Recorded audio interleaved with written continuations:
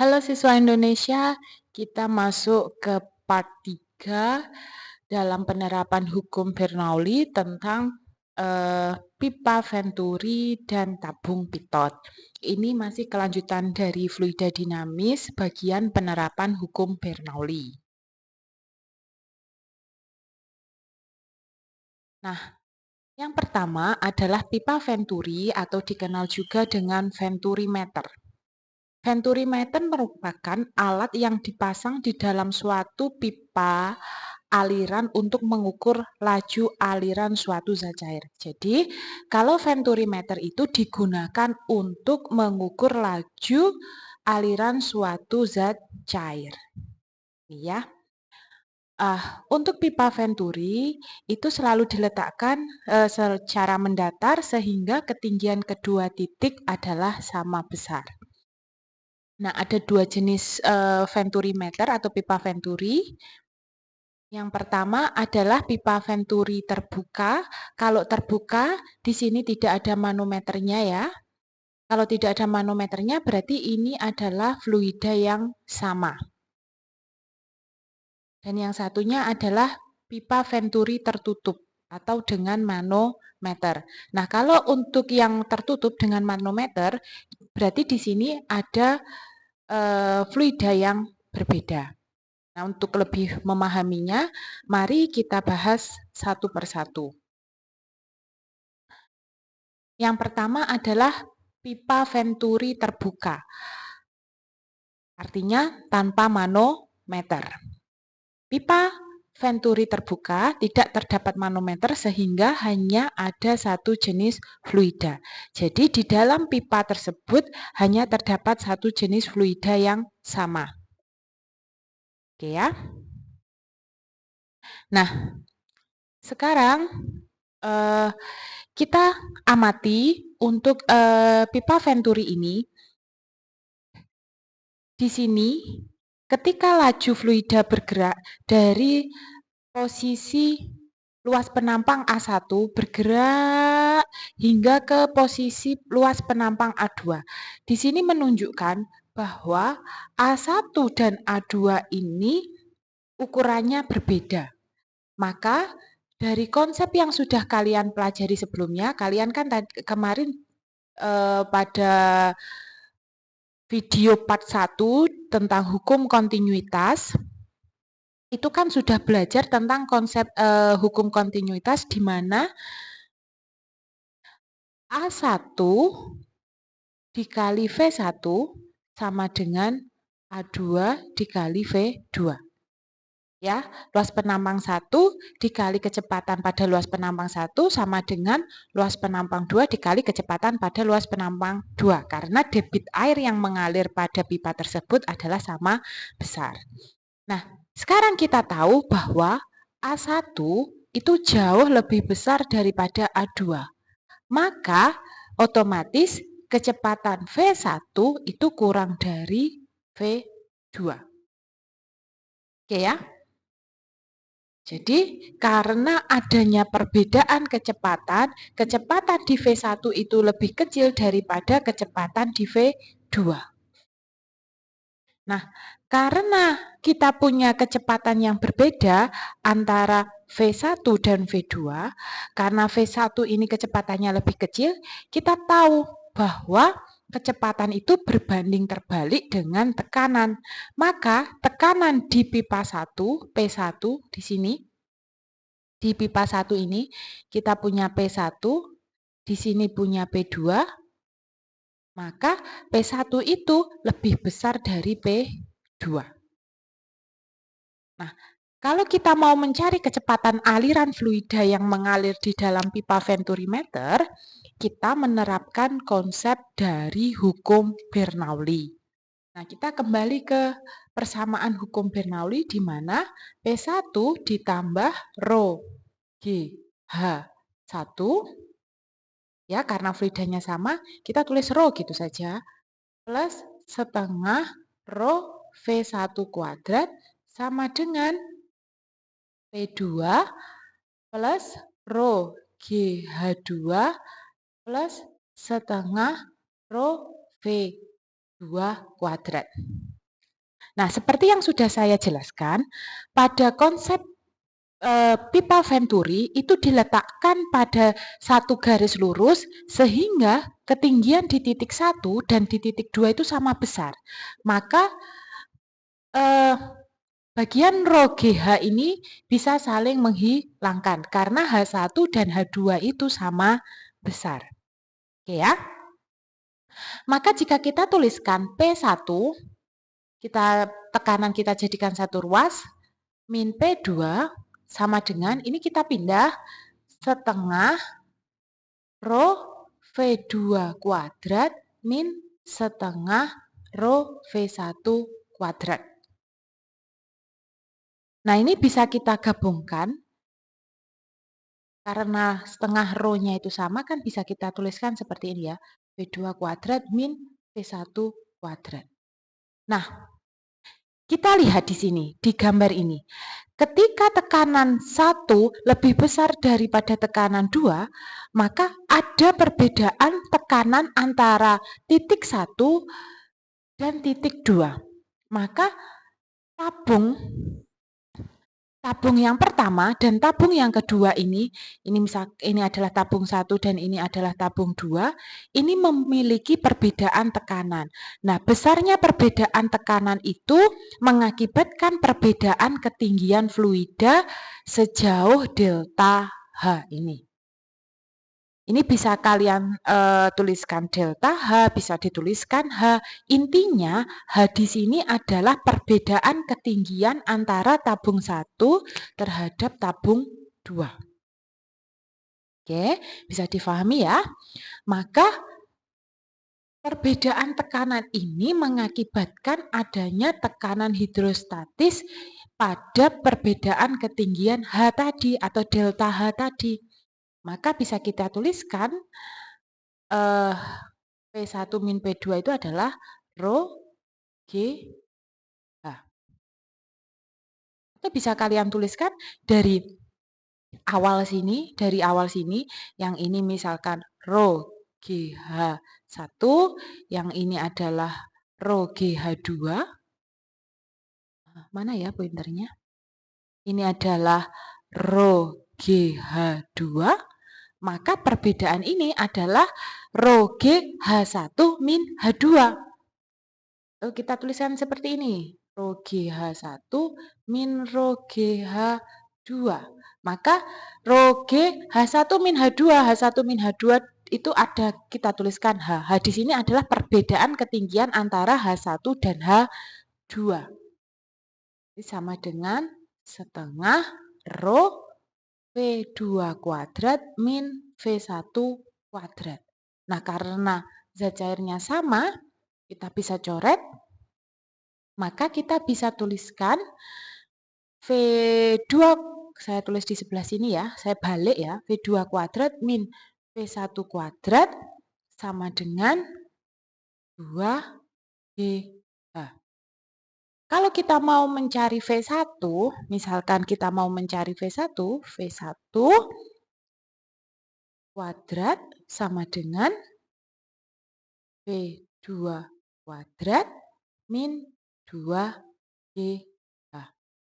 Kita punya hubungan antara, supaya bentuknya tetap dalam V1,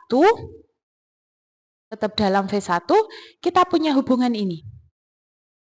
V1 itu kan berarti, atau V2 itu kan berarti A1 per V1 per A kuadrat dari hubungan dari hukum kontinuitas ini. Maka V1 kuadrat, kalau V2 kuadrat berarti kan A1 kuadrat per A2 kuadrat V1 kuadrat min 2GH. Oke ya. Nah, dari sini kita bisa mendapatkan hubungan bahwa V1 kuadrat itu kita keluarkan. Kita keluarkan bentuknya, berarti kita jadikan satu, boleh kita jadikan satu, V1 dengan V1, V2 dengan V2, maka kita bisa tuliskan di sini, kita lanjutkan di sini, 2GH sama dengan A1 kuadrat per A2 kuadrat, 1 kuadrat, min V1 kuadrat. Oke ya, berarti kalau kita mau V1-nya saja, berarti ini kan harus dikeluarkan.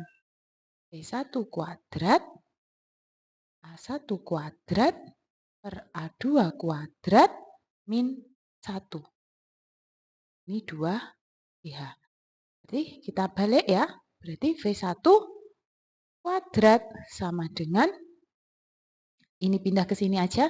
Ini sebenarnya cuma saya membalik bentuk ya. 2GH dibagi A1 kuadrat per A2 kuadrat min 1. Maka nilai V1-nya itu adalah akar dari 2GH per A1 per A2 dikuadratkan jadi 1 min 1. Oke, bisa difahami ya? Kita lanjut ke dalam contoh soal. Nah, di sini pada gambar di atas, air mengalir melewati pipa venturimeter. Jika luas penampang A1 dan A2 masing-masing 5 cm dan 4 cm, nah, kalian lihat. Coba kalian lihat sebelumnya di persamaan. Karena bentuk persamaannya itu adalah A1 per A2, karena ini membandingkan antara A1 dan A2, maka misalkan ini memiliki satuan yang sama-sama tidak dirubah ke SI, itu tidak masalah. Karena misalkan kalian ubah ke dalam meter, misalkan dikali 10 min 2, yang bawah juga dikali 10 min 2, nantinya akan tercoret. Maka yang penting A1 dan A2 itu memiliki satuan yang sama.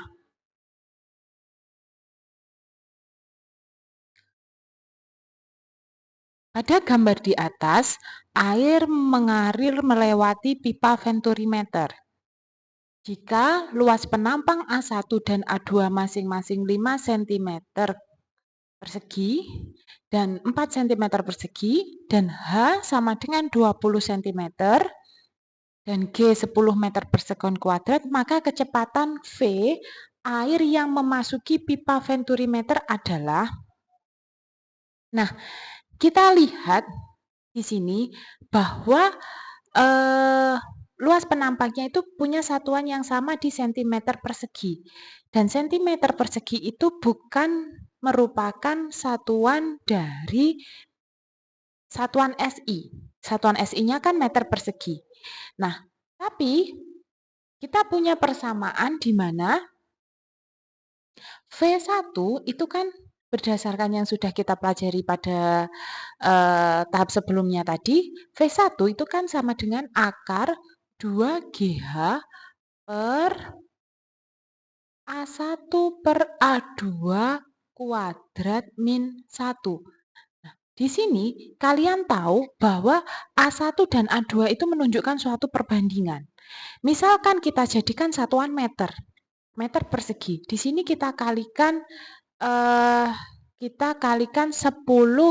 min 4 dari cm persegi ke meter persegi. Kita kalikan 10 min 4. Maka yang bawah juga dikalikan 10 min 4. Maka itu bisa tercoret. Jadi yang penting A1 dan A2 di sini itu memiliki satuan yang sama. Jadi nanti kita bisa langsung kita masukkan. Sedangkan hanya ini kan dalam senti, berarti kita ubah ke meter. 20 cm berarti 20 dikali senti ke meter naik 2, 10 min 2. Jadinya adalah 0,2 meter. Nah, sekarang kita masukkan. Berarti ini akar 2 dikali 10 dikali 0,2 per 5 per 4 kuadrat min 1. Nah, berarti Nilainya adalah 2 dikali 10 dikali 0,2 itu kan 4 ya. 20 kali 0,2 itu kan 4 per 5 kuadrat. Berarti 25 per 16 min 1. Supaya ini bisa kita kurangkan, berarti 1 itu kan diubah dalam bentuk 16 per 16 untuk mencari penyebut yang sama. Ya kan? Berarti ini akar 4 per 25 kurangi 16 itu 9 per 16 di ini tetap 16. Berarti kita keluarkan akar 4 itu 2, akar 9 itu 3, akar 16 itu 4. Maka dibalik ya. Berarti V1 adalah 4 kali 2 per 3. Berarti 8 per 3 meter per sekon. Nah, kalau kita mau mencari berapa kecepatan saat dia ada di V2, saat memasuki V2, saat memasuki A2, kalian tidak perlu menggunakan cara yang sama dari awal ini. Kalau kita sudah punya V1-nya, kalian bisa menggunakan hubungan dari hukum kontinuitas di mana A1V1 sama dengan A2V2. Ini enggak usah dirubah satuannya juga tidak masalah. Karena ini menunjukkan pembanding.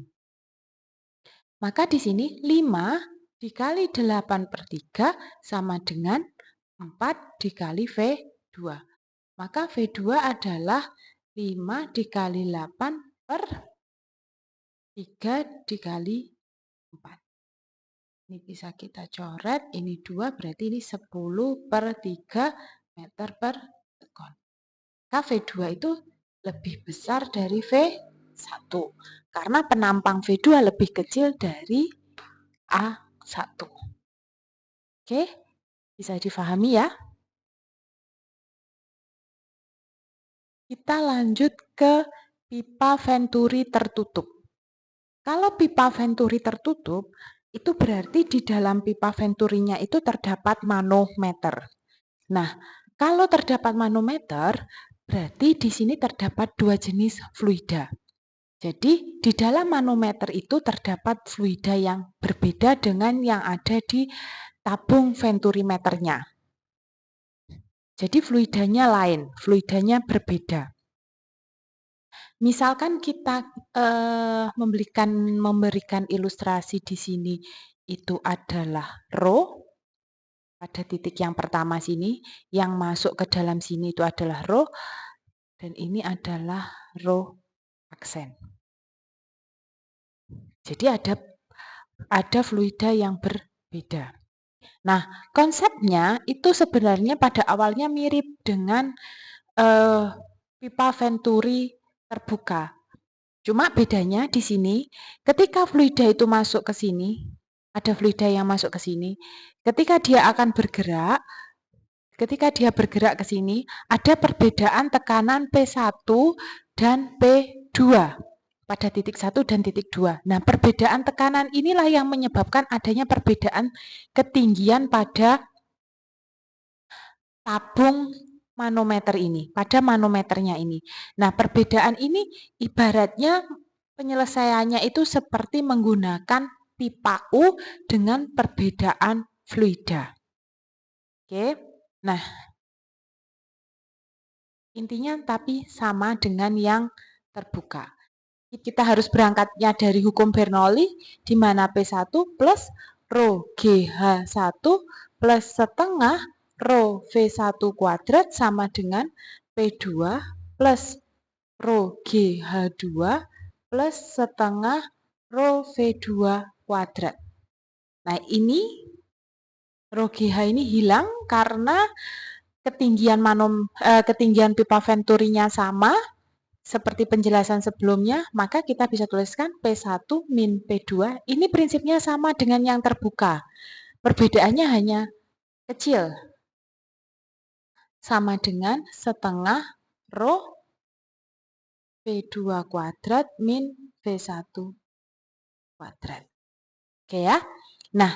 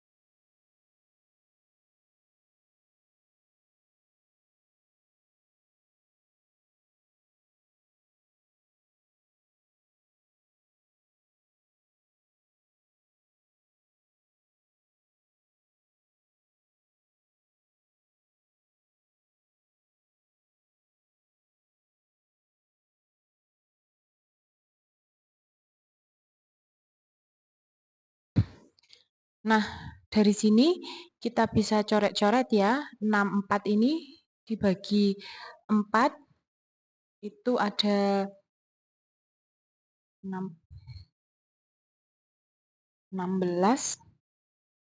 36 dibagi 4 itu 9. Kita lebih mudah tuliskan dalam bentuk seperti ini ya. Jadi 14 dikali 126 dikali 10 min 2 dikali 9 per 16. Nah, ini kita bisa bagikan 2 dengan ini 7. Ini masih ada 8. Ini kita bagi 2, ini 4. Ini 126 kita bagi 2. Itu kita punya 63. Nah, 9 dan 4 ini kan bisa kita keluarkan ya. Bisa kita keluarkan jadi 3 per 2. Nah, 7 dikali 63 itu nilainya adalah 441. Akar 441 itu kan 21. Berarti ini kita keluarkan 21, 10 akar 2 dikeluarkan 10 min 1. Berarti nilainya adalah 21 dikali 3, itu kan 63 dibagi 2, itu 31,5 dikali 10 min 1, berarti tinggal 3,15 meter per sekon. Nah, kalau kita mau mencari di penampang 2, kalian tinggal menggunakan hukum kontinuitas di mana A1V1 sama dengan A2V2. A1-nya adalah 100, V1-nya 3,15 sama dengan 60 dikali V2. Maka V2 adalah 100 per 60 dikali 3,15. Ini bisa kita coret. Berarti 3,15 itu kan 31,5. 31,5 dibagi 6. Hasilnya adalah 5,25 meter per sekon. 5,25 meter per sekon. Nah, dari sini menunjukkan V2 lebih besar dari V1 karena A2 lebih kecil dari A.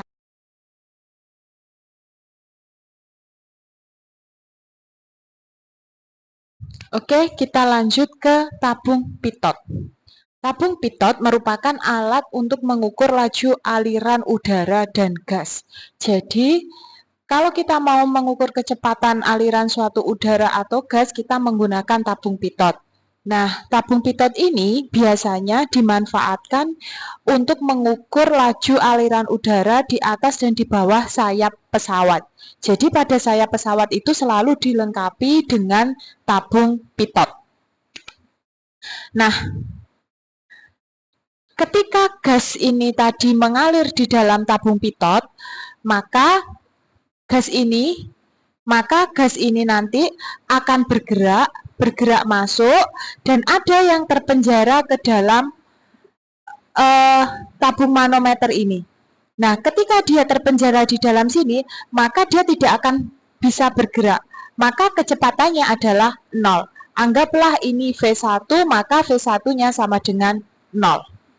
Nah, di dalam pipa U ini, di dalam manometernya ini, itu terdapat suatu zat cair yang biasanya itu berupa air raksa, dan yang bergerak di dalam tabung pitot ini adalah udara.